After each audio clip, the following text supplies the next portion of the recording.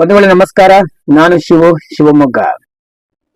ನೀವಿನ್ನೂ ನಮ್ಮ ಚಾನಲ್ ಅನ್ನು ಸಬ್ಸ್ಕ್ರೈಬ್ ಮಾಡ್ಕೊಳ್ಳಿಲ್ಲ ಅಂತ ಹೇಳಿದ್ರೆ ಪ್ಲೀಸ್ ಈ ಕೂಡಲೇ ಸಬ್ಸ್ಕ್ರೈಬ್ ಮಾಡ್ಕೊಳ್ಳಿ. ಹಾಗೇನೆ ಈ ವಿಡಿಯೋಕ್ಕೊಂದು ಲೈಕ್ ಕೊಡೋದನ್ನು ಮರಿಬೇಡಿ. ನಿಮ್ಮ ಸ್ನೇಹಿತರಿಗೂ ಕೂಡ ಶೇರ್ ಮಾಡಿ ಅಂತ ಹೇಳ್ತಾ ಇವತ್ತಿನ ವಿಡಿಯೋವನ್ನು ಸ್ಟಾರ್ಟ್ ಮಾಡೋಣ ಬನ್ನಿ ಸ್ನೇಹಿತರೆ.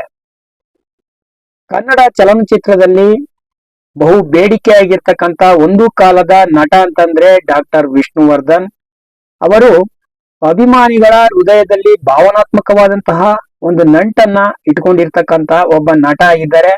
ಅವರು ಇರುವಾಗ್ಲೂ ಅಷ್ಟೇ, ಈಗ ಇಲ್ದೇ ಇರುವಾಗ್ಲೂ ಅಷ್ಟೇ ಅವರಿಗೆ ಅಪಾರ ಪ್ರಮಾಣದ ಕೋಟಿ ಅಭಿಮಾನಿಗಳನ್ನು ಕೂಡ ಹೊಂದಿದ್ದಾರೆ.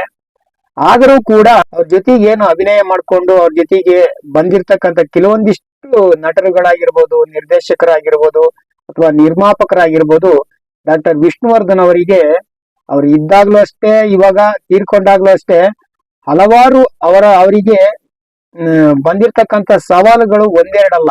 ಸಿಗಬೇಕಾದಂತಹ ಯಾವುದೇ ಗೌರವ ಆಗಿರ್ಬೋದು ಅಥವಾ ಘನತೆ ಆಗಿರ್ಬೋದು ಚಲನಚಿತ್ರದಲ್ಲಿ ಅವರಿಗೆ ಏನು ಕೂಡ ಸಿಕ್ಕಿಲ್ಲ.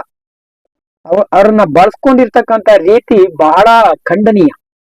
ಯಾಕಂತಂದ್ರೆ ಒಬ್ಬ ಉತ್ತಮವಾದಂತಹ ನಟ ಡಾಕ್ಟರ್ ರಾಜ್ಕುಮಾರ್ ಆಗಿರ್ಬೋದು, ಅಂಬರೀಷ್ ಆಗಿರ್ಬೋದು, ಅವರ ಸಾಲಿನಲ್ಲಿ ಬೆಳೆದು ಬಂದಂತಹ ಒಬ್ಬ ಉತ್ತಮ ನಟನಿಗೆ ಸಿಗಬೇಕಾದಂತಹ ಸ್ಥಾನಮಾನಗಳು ಆಗಿನ ಕಾಲದಲ್ಲಿ ಸಿಕ್ಕೇ ಇಲ್ಲ ಅಂತಲೇ ಹೇಳ್ಬೋದು.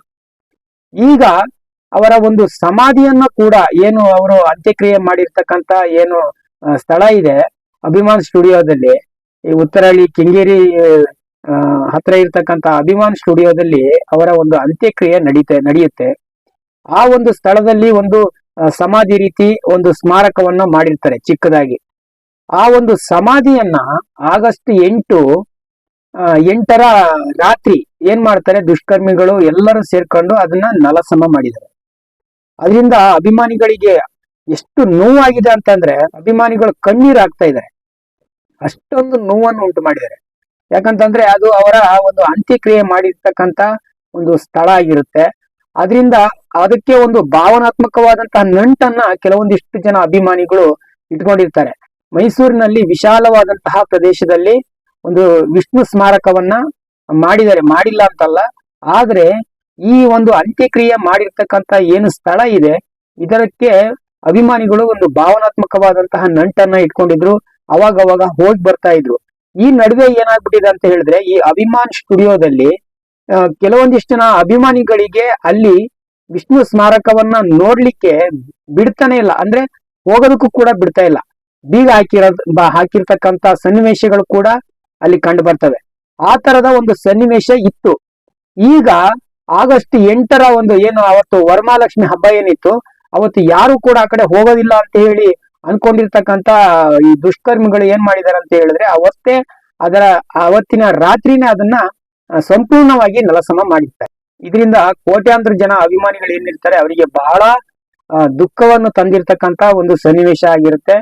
ಈಗ ಒಂದು ಬೆಳವಣಿಗೆ ಏನಪ್ಪಾ ಅಂತಂದ್ರೆ, ಇದೇ ಉತ್ತರಹಳ್ಳಿ ಕೆಂಗೇರಿಯಿಂದ ಒಂದು 3 ಕಿಲೋಮೀಟರ್ ದೂರದಲ್ಲಿ ವಿಷ್ಣು ದರ್ಶನ ಅಂತಕ್ಕಂತ ಒಂದು ಹೆಸರಿನ ಮೂಲಕ ಒಂದು ಸ್ಮಾರಕವನ್ನ ರೆಡಿ ಮಾಡ್ಲಿಕ್ಕೆ ವಿಷ್ಣು ಸಮಿತಿಯವರು ಮುಂದಾಗಿದ್ದಾರೆ ಅಂತ ಹೇಳ್ಬೋದು.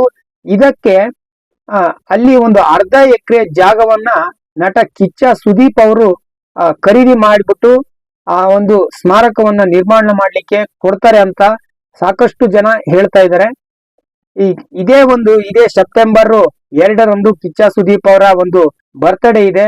ಅವತ್ತು ಅದರ ಒಂದು ಮಾಡೆಲ್ ಅನ್ನ ರಿಲೀಸ್ ಮಾಡ್ತಾರೆ ಅಂತ ಹೇಳ್ಬಿಟ್ಟು ಸಾಕಷ್ಟು ಜನ ಹೇಳ್ತಾ ಇದ್ದಾರೆ. ಅವತ್ತಿನ ದಿನದಲ್ಲೇ ಒಂದು ಅಡಿಗಲನ್ನ ಹಾಕ್ತಾರೆ ಅಂತ ಹೇಳಿ ಸಾಕಷ್ಟು ಮಾಹಿತಿ ಕೂಡ ಇದೆ. ಏನೇ ಆಗ್ಲಿ ಸ್ನೇಹಿತರೆ, ನಮ್ಮ ವಿಷ್ಣುವರ್ಧನ್ ಅವರ ಸ್ಮಾರಕ ನಮ್ಮ ಬೆಂಗಳೂರಿನಲ್ಲೇ ಇರಬೇಕು ಅನ್ನೋದು ಸಾಕಷ್ಟು ಜನ ಅಭಿಮಾನಿಗಳ ಒಂದು ಆಶಯ ಕೂಡ ಆಗಿತ್ತು.